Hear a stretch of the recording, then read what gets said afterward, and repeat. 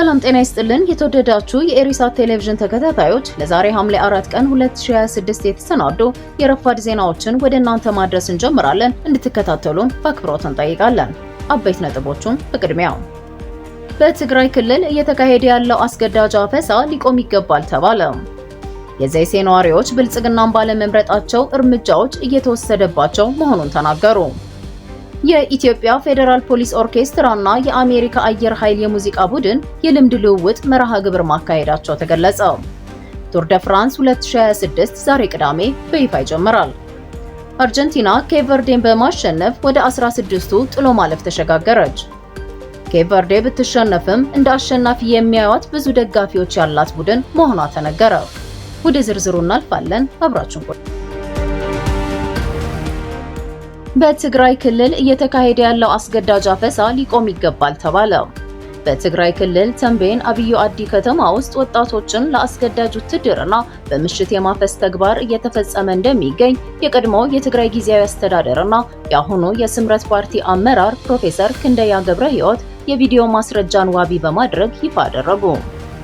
እንደ ፕሮፌሰር ክንደያ ገለጻ ይህ በወጣቶች ላይ ያነጣጠረው አስገዳጅ የሆነ ምልመላ በአብዮ አዲ ብቻ ሳይሆን በክልሉ በተለያዩ አካባቢዎች በስፋት እየተተገበረ ይገኛል። ከዚሁ ጋር ተያይዞ ትናንት በዚሁ ከተማ የሚገኝ አንድ የባንክ ቅርንጫፍ የታጠቁ ኃይሎች በሰራተኞቹ ላይ በወሰዱት የእስር እርምጃ ሳቢያ ባንኩ አገልግሎት ለማቋረጥ መገደዱን አመልክተዋል። ይህ አይነቱ በሲቪል ተቋማት እንዲሁም በሰራተኞች ላይ የሚፈጸም የኃይል እርምጃ በክልሉ ሌሎች አካባቢዎችም በተመሳሳይ ሁኔታ እየተስተዋለ መሆኑን ጠቁመዋል። ፕሮፌሰር ክንደያ እየተፈጸመ ያለውን ድርጊት በጥብቅ ያወገዙ ሲሆን ይህ እብደት በአስቸኳይ ሊቆም ይገባል ሲሉም አሳስበዋል። በጉዳዩ ላይ ዝምታ መምረጥ ጥቃቱንና የህዝቡን ስቃይ የበለጠ እንደሚያበረታው በመግለጽ የትግራይ ህዝብ ዘላቂ ሰላም፣ ፍትህ፣ ተጠያቂነት እንዲሁም ተገቢው ጥበቃ ሊደረግለት እንደሚገባ ጥሪያቸውን አስተላልፈዋል። የዘይሴ ነዋሪዎች ብልጽግናን ባለመምረጣቸው እርምጃዎች እየተወሰደባቸው መሆኑን ተናገሩ። በደቡብ ኢትዮጵያ ክልል ጋሞ ዞን የዘይሴ ወረዳ ነዋሪዎች ሐምሌ 3 ቀን 2026 ለአዲስ ማለዳ እንደተናገሩት ከሆነ ከሰኔ 18 እስከ ሐምሌ 2 ቀን 2026 ድረስ 19 ሰዎች ተገድለዋል። የሰብአዊ መብቶች ተሟጋቹ ኢሰመጉ ደግሞ ሐምሌ 2 ቀን ባወጣው መግለጫ የሟቾች ቁጥር 10 መሆኑን ገልጾ ነበር።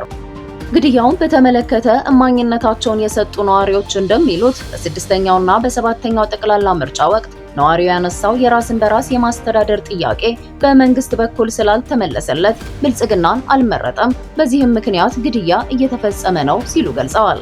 ጥቃቱን የሚፈጽሙት የመንግስት የጸጥታ ኃይሎች መሆናቸውን የገለጹት ነዋሪዎች አሁን አካባቢው የስጋት ቀጠና ሆኗል ብለዋል። በአካባቢው እነዚህ የጸጥታ ኃይሎች በመኖራቸው ምክንያት አርሶ አደሩ ወደ ማሳው ሄዶ እርሻውን እንዳያርስ እያደረጉ መሆኑንም ተናግረዋል። የዘይሴ ህዝብ ከ1986 ዓ.ም ጀምሮ የራስን በራስ የማስተዳደር ጥያቄን አቅርቦ እንደነበር መንግስትም ጥያቄውን እየተቀበለም እየመለሰም ባለመሆኑ የሰባተኛው ጠቅላላ ምርጫ ኢዜማን በመምረጡ ብልጽግናን ለምን አልመረጣችሁም በማለት ጥቃቱ እየደረሰባቸው ስለመሆኑ አስረድተዋል። ከግድያና ከድብደባ በተጨማሪ የከብቶች ዝርፊያ በመንግስት የጸጥታ ኃይሎች መፈጸሙ ልባቸውን እንዳሳዘነው ገልጸዋል። በዚህ ምርጫ ምክንያትም በርካታ ወጣቶች መታሰራቸውንም ተናግረዋል። መኖሪያ ቤትና የጤፍ ማሳ ማቃጠል፣ የቤትና የስልክ ዘረፋ ማካሄድ እንዲሁም ማህበረሰቡ በጋሞ ዞን ስር ነው መሆን ያለበት በማለት በነዋሪው ላይ የሰብአዊ መብት ጥሰቶች እየተፈጸሙ ይገኛል ያሉት ነዋሪዎቹ ከላይ ካለው የመንግስት መዋቅር በኩል ምንም አይነት ምላሽም እርዳታም የለም ብለዋል። አክለውም ያለ ርህራሄና በጭካኔ ሰዎችን ከቤታቸው አውጥተው በማንበርከክ በመሳሪያ እየገደሉ የሚደርስልን አጥተናል ባይ ናቸው። ከዚህ ቀደም የራስን በራስ ማስተዳደር ጥያቄውን ያቀረቡ ሰዎች ይታሰሩ እንደነበር የገለጹት ነዋሪዎቹ አሁን ደግሞ ግድያ እየተፈጸመባቸው መሆኑን ተናግረዋል። በህዝብ ተወካዮች ምክር ቤት ከዘይሴ ኢዜማን በመወከል በስድስተኛው ምርጫ ፓርላማውን የተቀላቀሉት አብርሃም አሞሼ በበኩላቸው በዘይሴ ማህበረሰብ ላይ በደቡብ ኢትዮጵያ ክልል መንግስትና በጋሞ ዞን አስተዳደር መዋቅሮችና የጸጥታ ኃላፊዎች ምክንያት ከፍተኛ የሆነ በደልና ሰቆቃ እየተፈጸመ መሆኑን በተመሳሳይ ተናግረዋል። ከምርጫው ማግስት ጀምሮ እየተፈጸመ ያለ በደል ነው ያሉት አቶ አብርሃም ምክንያቱ ደግሞ ብልጽግናን አልመረጣችሁም የሚል መሆኑን ገልጸዋል። በተጨማሪም ግድያዎቹን ተከትሎ ከ50 ሺህ በላይ ሰዎች ከስፍራው እንደተፈናቀሉ ገልጸዋል። ችግሩን ለመቅረፍ ለፌዴራል መንግስት፣ ለሰላም ሚኒስቴር፣ ለብሔራዊ ምርጫ ቦርድ፣ ለኢሰመኮ ጥያቄዎችን ብናቀርብም መልስ ሊሰጠን አልቻለም ሲሉ ወቅሰዋል።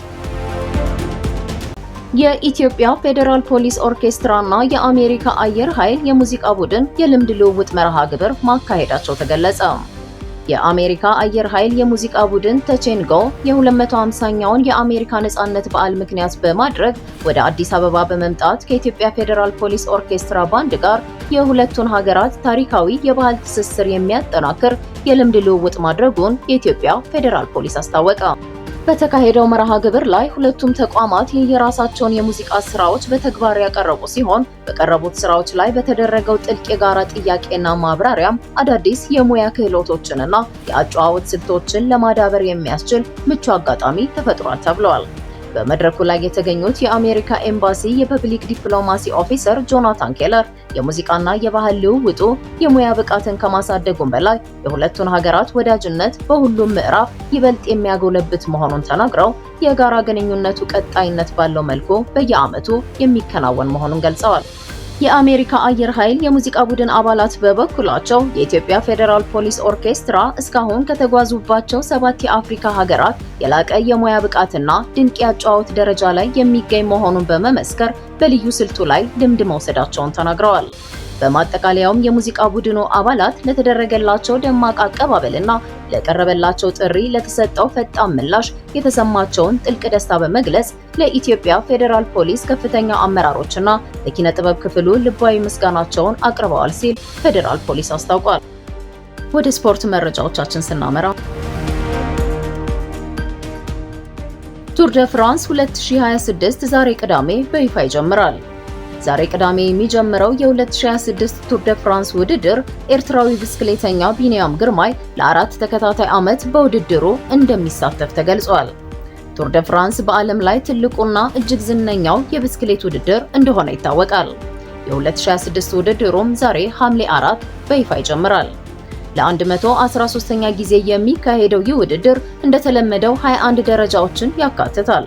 የመጀመሪያው ደረጃ በስፔን ከተማ ባርሴሎና በቡድን የሰዓት ውድድር የሚካሄድ ሲሆን 19.6 ኪሎ ሜትር ይሸፍናል።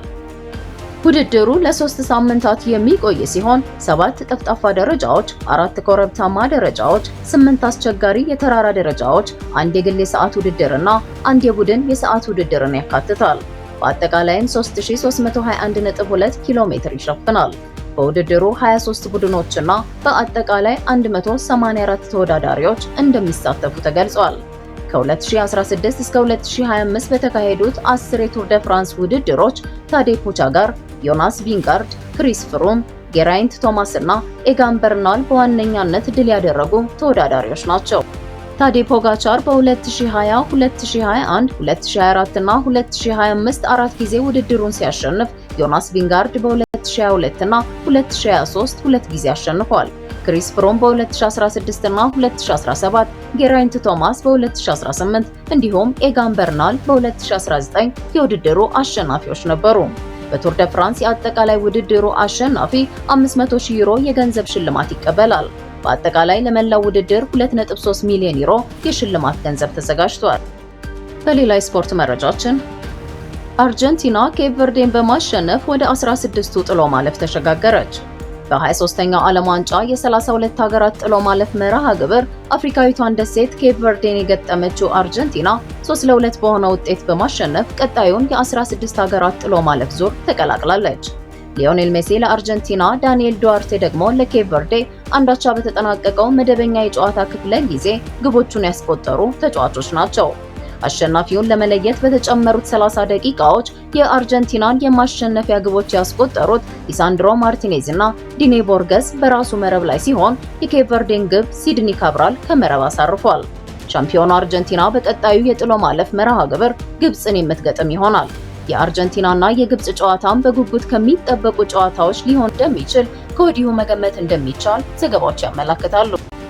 በመጨረሻው ኬፕ ቨርዴ ብትሸነፍም እንደ አሸናፊ የሚያዩት ብዙ ደጋፊዎች ያላት ቡድን መሆኗ ተነገረ።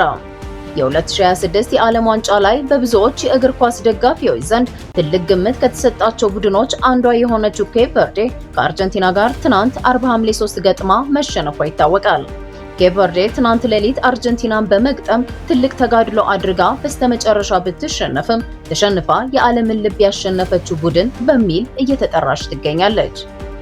የዓለም ዋንጫ በትልልቅ ሀገራት ስም ብቻ የሚደምቅ ሳይሆን እንደ ኬፕ ቨርዴ ባሉ በትናንሽ ደሴቶች ስብስብ ግን ደግሞ ግዙፍ የአሸናፊነት መንፈስ ባላቸው ሀገራት ጭምር የሚዋብ ታላቅ መድረክ መሆኑን ብዙዎች ይስማማሉ። በህዝብ ቁጥር አነስተኛ የሆነችው ኬፕ ቨርዴ በዓለም ዋንጫ ማጣሪያዎችና ውድድሮች ላይ ስሟን በደማቁ መጻፍ ችላለች። በትልልቅ ከዋክብት ለተሞሉ ብሔራዊ ቡድኖች ፈታኝና አስፈሪ ተጋጣሚ መሆኗንም አስመስክራለች። በሜዳ ላይ እስከ መጨረሻዋ ሰከንድ ድረስ የሚዋደቁት ሰማያዊዎቹ ሻርኮች እግር ኳስ በገንዘብና በታሪክ ብቻ ሳይሆን በአይበገሬነት ስሜት ጭምር እንደሚጫወቱት ለዓለም አሳይተዋል።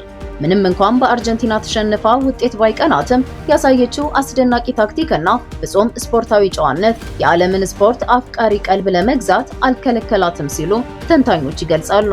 የተወደዳችሁ የኢሪሳት ቴሌቪዥን ተከታታዮች ለዛሬ ረፋድ የተሰናዱ ዜናዎቻችንን በዚሁ አበቃን። አብራችሁን ስለነበራችሁ እናመሰግናለን። ጤና ይስጥልን።